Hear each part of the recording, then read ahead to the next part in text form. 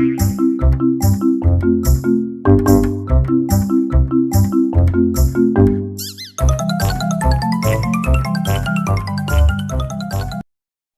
kita dengarkan cerita Asal Muasal Minang. Cerita anak dari Sumatera Barat. Dahulu kala di daerah Sumatera Barat ada sebuah kerajaan yang makmur dan damai, dipimpin oleh seorang raja yang bijaksana. Kerajaan Pagaruyung namanya. Suatu ketika terdengar kabar bahwa kerajaan Majapahit akan menyerang kerajaan Pagaruyung.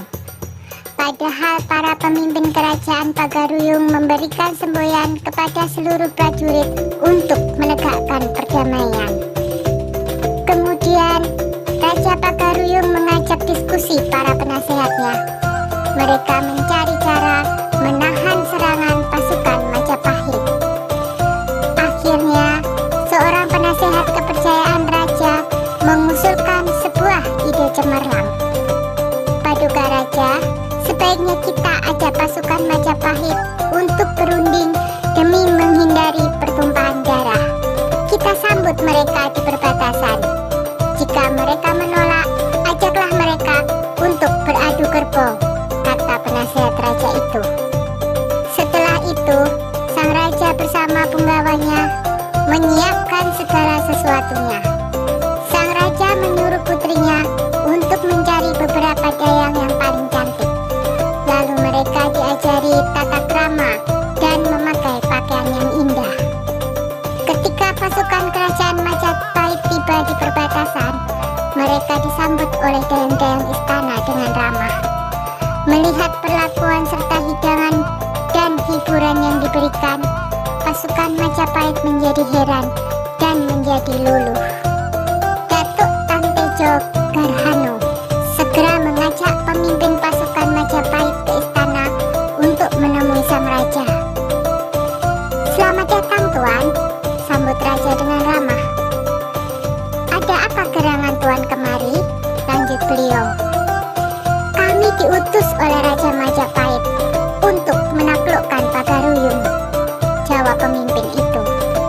"Kami memahami tugas Tuan, tapi bagaimana kalau peperangan ini kita ganti dengan adu kerbau saja, supaya tidak perlu ada pertumpahan darah di antara pasukan kita," jawab raja. Pimpinan pasukan Majapahit terdiam. Setelah berpikir sejenak, akhirnya ia pun menyetujui usulan raja. "Baiklah Paduka Raja, kami menerima tawaran itu," jawab si pemimpin.